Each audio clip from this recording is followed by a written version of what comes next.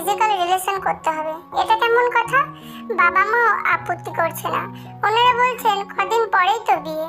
কথাটা জঙ্কুক ওইভাবে বলেনি, বলছে আবাসিক হোটেলে যেতে হবে তেকে। জঙ্কুক আমেরিকা সিটিজেন, ও যেই হোটেলে উঠেছে ওই হোটেলে তেকে যেতে হবে। তের খুব খারাপ লাগছে, ওর লাইফে একটাও ছেলের সাথে কোনো রিলেশনে জড়ায়নি, কারণ ওর পরিবারের বিপক্ষে বিয়ে করবে না। কদিন পরেই বিয়ে, তো আজ কি জন্য যেতে বলেছে? আজকাল ছেলেরা 2 দিন প্রেম করলেই রুম ডেটে যেতে চায়, আর সে তো 10 বছর আমেরিকায় ছিল। জঙ্কুক তের বড় বোন লিজার বরের বন্ধু। লিজার বিয়ের সময় নাকি তেকে দেখে জঙ্কুকের খুব ভালো লেগে যায়। এই তো কয়েক মাস আগেই বিয়ের কথা পাকাপাকি হলো। লিজা খুব খুশি, তের বিয়ে হলে 2 বোন একসাথেই থাকতে পারবে। প্রবাসী জীবন অনেক কষ্টের, তাই ছোট বোনটা পাশে থাকলে ভালো হবে। লিজাও বলেছে যা, কিছু হবে না, তুই সব ব্যাপারে একটু বেশি ঘাবড়ে যাস। একটা নীল শাড়ি পরে বাবা মায়ের কাছে বিদায় জানিয়ে চলে গেল হোটেলের উদ্দেশ্যে। গাড়ি থেকে নেমে হোটেলের ভেতরে ঢুকলো, লিফটে করে সোজা 10 তলায় চলে গেল। রুমের কলিং বেল বাজাতে গিয়ে তের হাত কাঁপছিল, অনেক ভয় করছিল। বেল দেওয়ার আগেই দরজা খুলে গেল। জঙ্কুক বলল ওয়েলকাম তে। দেখলো ডু নট ডিস্টার্ব বোর্ড লাগিয়ে দিয়েছে। তের বুক আরো ধড়ফড় করতে শুরু করলো। জঙ্কুক বলে উঠলো আপনি ঘামছেন কেন? তে বলল কই না তো, নার্ভাস হওয়ার কিছুই নেই, আমরা হবু স্বামী স্ত্রী। কি খাবেন তাই বলুন। জি আমি কিছুই খাবো না, কোল্ড ড্রিঙ্কস নিন। তে সোফায় বসলো। জঙ্কুক ওর কাছাকাছি যাচ্ছে, একদম ঠোঁটের কাছাকাছি যেতেই তে চোখ বন্ধ করে ফেললো, আর অমনি জঙ্কুক শব্দ করে হেসে উঠলো। আমাকে অতটা নীচ ভাববেন না, আমি মেয়েদের সম্মান করতে জানি। আপনি তখনই পুরোপুরি আমার হবেন যখন আমাদের বিয়ে হবে। আসলে আপনাকে চমকে দিতে এভাবে আসতে বলা। আমেরিকায় থেকেছি অনেক বছর, আমাকে কেমন ভাবেন তা জানার জন্য এসব করা। আপনার বাবা মাও জানে এই ব্যাপারটা। আপনি অনেক আনইজি ফিল করছেন। ওকে চলুন এখন যাওয়া যাক। তে উঠে দরজা খুলতে যাবে এমন সময় জঙ্কুক হাত ধরে একটানে জঙ্কুকের বুকের সামনে নিয়ে আসলো। তে চুলগুলো সরিয়ে একটা ডায়মন্ডের হার পরিয়ে দিল। তে তো অবাক, একটা থ্যাঙ্কস দিয়ে দৌড়ে চলে এলো। বাসায় এসে আয়নায় নিজেকে দেখছে, ভালোই মানিয়েছে। জঙ্কুককে যতটা বাজে ভেবেছিল তা নয়, বরং ওর এই রোমান্টিকতা থেকে মুগ্ধ করেছে, ওকে ভালোবেসে ফেলেছে। বিয়ের দিন চলে আসলো, বিয়েও হয়ে গেল। বাসর রাতে তে অপেক্ষা করছে তার স্বামীর জন্য, যার সাথে তার একটু আগে বিয়ে হয়েছে। তে চায় একজন পারফেক্ট বউ হতে। জঙ্কুক এলো রুমে, কিছুই বলছে না। তে অনেক সময় অপেক্ষা করে বলল আপনার শরীর ঠিক আছে তো? তে কপালে হাত দিতেই যাবে এমন সময় ঠাস করে একটা চড় দিল জঙ্কুক। তে অবাক হয়ে তাকিয়ে আছে জঙ্কুকের দিকে। তে 2 গাল জোরে চাপ দিয়ে বলল আমরা কাল রাত 8টার ফ্লাইটে আমেরিকা যাব। তে বলল আমি যাব না। জঙ্কুক বলল তোর বাপ যাবে। চুলের মুঠি ধরে বিছানায় ফেলে দিয়ে বলল এই কথা যদি কেউ জানতে পারে তাহলে তোর খবর আছে। তে কিছুই বুঝলো না জঙ্কুক কেন এমন করছে, চুপ করে কাঁদতে লাগলো। তের মুখ ভার দেখে তের মা ইয়ঞ্জুন অনেকবার জানতে চেয়েছেন, কিন্তু তে কিছুই বলেনি, কারণ এ কথা শুনলে তের বাবা যেহোক অনেক কষ্ট পাবেন। এমনিতেই ওনার হার্টের অসুখ। প্লেনে ওঠার সময় খুব কান্না পাচ্ছিল তের। এ কোন মানুষের সাথে বেশ পার করছে যে কিনা বাসর রাতেই তাকে মারধর করে। চলে এলো আমেরিকায়, খুব সুন্দর রাস্তাঘাট, খুব পরিষ্কার, কোনো জ্যাম নেই। জঙ্কুকের বাড়িটাও খুব সুন্দর। তে ফ্রেশ হয়ে নুডলস রান্না করে জঙ্কুককে ডাকতে গেল, যা দেখলো তাতে ওর মাথা ঘুরে গেল। তের ছবিতে জঙ্কুক একটার পর একটা তীর ছুড়ছে। তে হতবাক হয়ে গেল, তাহলে কি জঙ্কুক তাকে খুন করতে চাই? এই দূর দেশে ওকে মেরে ফেললেও কেউ জানবে না, কিন্তু কেন এত ঘৃণা তের ওপর? ও জানতেই পারলো না। তে দরজায় নক করলো, খেতে আসেন। তুই খেয়ে শুয়ে পড়, আমার চিন্তা তোর করতে হবে না। তের মুখ দিয়ে খাবার গলায় নামছে না, তারপরেও অল্প একটু খেয়ে বিছানায় শুয়ে পড়লো। জঙ্কুক আস্তে আস্তে একটা বালিশ নিয়ে তের মুখের উপর ধরে চাপ দিল। তের দম বন্ধ হয়ে যাচ্ছে, ও খুব হাত পা ছোড়াছুড়ি করছে, সেদিকে জঙ্কুকের কোনো খেয়াল নেই। তে লাফ দিয়ে উঠলো। উফ, স্বপ্ন ছিল। তে উঠে 1 গ্লাস পানি খেলো, কান্নার শব্দ শুনতে পেল। গিয়ে দেখলো জঙ্কুক কাঁদছে। তে কিছুই বুঝলো না, কেন ওর সাথে বাজে ব্যবহার করছে আর কেনই বা কাঁদছে। তে আবার শুয়ে পড়লো। 1 নির্ঘুমে সকাল, জানালা দিয়ে বাইরের আকাশ দেখা যাচ্ছে।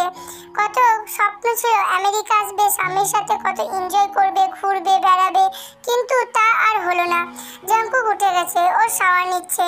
তে একটা কালো শার্ট বের করে রাখলো। নাস্তা রেডি করলো তে। জাঙ্কুক সেই শার্টটাই পরেছে, খুব সুন্দর লাগছে ওকে। মুখটা খুব রাগি রাগি, দেখে ভয় পাইতে।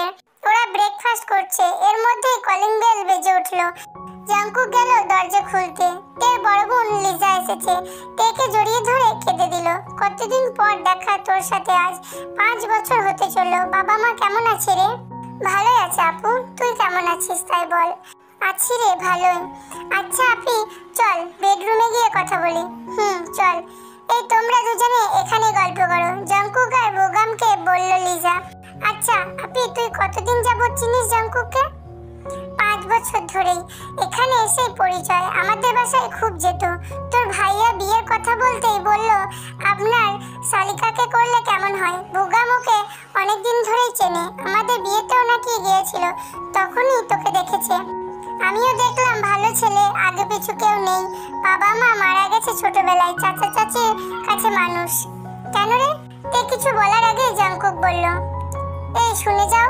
তে কাছে গেলে ওর হাত ধরে অন্য রুমে নিয়ে গিয়ে বলল, এই শোন, ওরা যেন কোনো কিছু বুঝতে না পারে, ওদের সামনে তুমি করে কথা বলবি। আচ্ছা, ব্যথা পাচ্ছি, ছাড়ুন। তে হাত ডলতে ডলতে লিজার কাছে আসলো। 2 বোন মিলে রান্না করলো, সবাই একসাথে খাওয়া দাওয়া করলো। লিজা বলল, আমরা 2 বোনে একসাথে ঘুমাবো। জাঙ্কুক একটু ভয় পেয়ে বলল, কেন আপু? হ্যাঁ, অনেকদিন পর আমরা একসাথে হয়েছি, তুমি কিছু মনে করো না প্লিজ। জাঙ্কুক চোখ দিয়ে ইশারা করে বলল কিছু যাতে না বলে। তেও ভয় পেয়ে কিছু বলল না। পরের দিন বিকালে ওরা সবাই ঘুরতে বের হলো, অনেক আনন্দ করলো। তের মনে হচ্ছে জাঙ্কুক ঠিক হয়ে গেছে। ওখান থেকে লিজা ওদের বাসায় চলে গেল। তে জাঙ্কুকও বাসায় চলে আসলো। বাসায় এসে তের হাত ধরে জোরে টান দিয়ে বলল, কি বলেছিস তোর বোনের কাছে? আমি কিছুই বলিনি, সত্যি বলছি। জাঙ্কুক চড় মারার জন্য হাত ওঠাতেই তে ধরে ফেললো। আর একটা আঘাত আপনি আমাকে করবেন না, অনেক সহ্য করেছি। এই কয়েকদিনে এভাবে আমাকে এত মারতে পারেন না আপনি। তোর অনেক সাহস হয়েছে তাই না? বড় বোন আসছিল তাই তুই আমার হাত ধরছিস? এই বলে তেকে অনেকগুলো চড় দিল। বলল, বের হয়ে যা আমার বাসা থেকে। ওকে ঘর থেকে বের করে দিল। তে অনেক কান্না করতে করতে আস্তে আস্তে হাঁটছে। কই যাবে এত রাতে? রাস্তায় দিকে এগোতেই দেখে কয়েকটা লোক মাতালের মতো হেঁটে আসছে। তে ওদেরকে দেখে ভয় পেয়ে জোরে জোরে হাঁটতে লাগলো। ওই লোকগুলো তের পিছনে পিছনে আসতে লাগলো। তে খুব ভয় পাচ্ছে, নিজের দেশে রক্ষা পাওয়া যায় না, আর এখানে তো মাতালটা যদি ওকে ধরে ফেলে ও কি করবে ভাবতে পারছে না, ভয়ে দৌড়াতেও পারছে না, আর কিছু চেনেও না।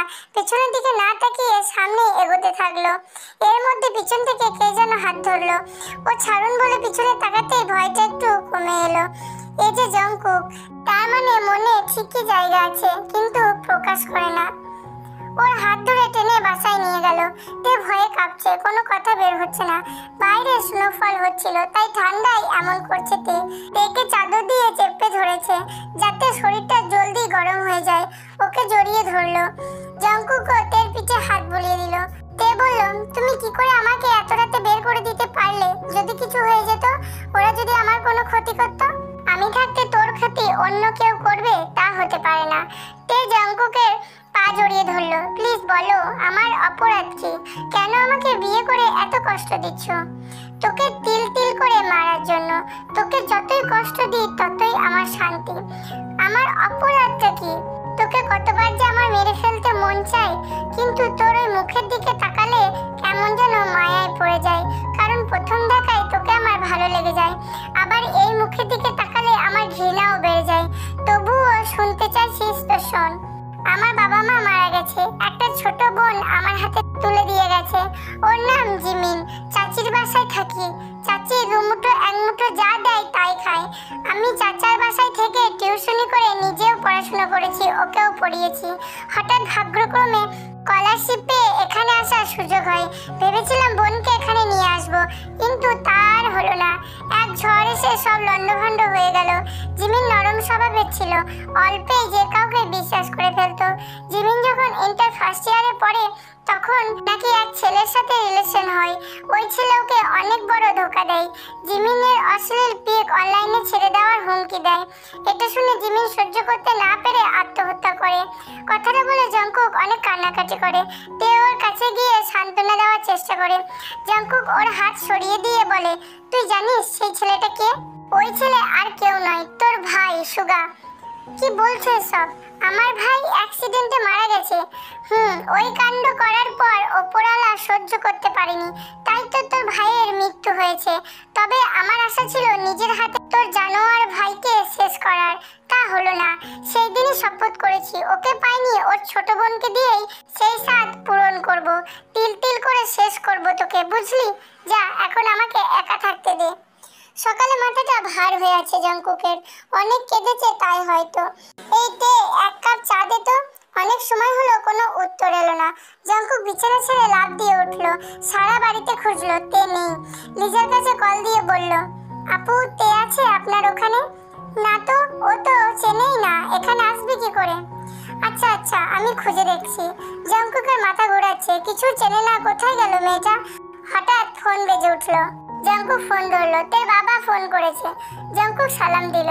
জেহব বলল, জংকুক বাবা, তে দেশে এসে পড়েছে, তোমাকে না বলে এসেছে, তাই ভয়ে কথা বলতে পারছে না। তুমি ওর উপরে রাগ করো না, ও কখনো আমাদের ছেড়ে থাকেনি তো, তাই তুমি যেই হীরার গলার হারটা দিয়েছিলে ওটা বিক্রি করেই দেশে এসেছে। নাও কথা বলো। হ্যাঁ হ্যালো, তোকে যতটা নরম দেখা যায় ততটা নরম না তুই। তোর কত বড় সাহস, আমাকে না বলে হার বিক্রি করে টিকিট কেটে দেশে চলে গেলি? তুই কি ভেবেছিস এতেই আমার হাত থেকে বাঁচতে পারবি? পালিয়ে গেলেও আমার হাত থেকে বাঁচতে পারবি না। আমি পালাতে চাইলে আপনাকে কল দিতাম না। আপনি কি দেশে আসতে পারবেন? অনেক জরুরি কাজ আছে। এক সপ্তাহ হলো না এসেছি, এখন আবারও দেশে যেতে বলছিস? টাকা কি তোর বাবা দিবে? আমি যেই কারণে আসতে বলছি এটা আপনার কাছে কোটি কোটি টাকার চেয়েও মূল্যবান। এখন বল কি বিষয়? না, ফোনে বলা যাবে না। আচ্ছা থাক, তুই তোর বিষয় নিয়ে, আমি আসতে পারবো না। কয়েকদিন পর জংকুক দেশে হাজির। তে মনে মনে হাসছে, এই লোকটা বলে এক আর করে এক। তে বলল, ফ্রেশ হয়ে নিন। জংকুক ওর হাত টেনে ধরে বসালো, ওর গাল চেপে ধরে বলল, কি কারণে আসতে বলেছিস তাই বল।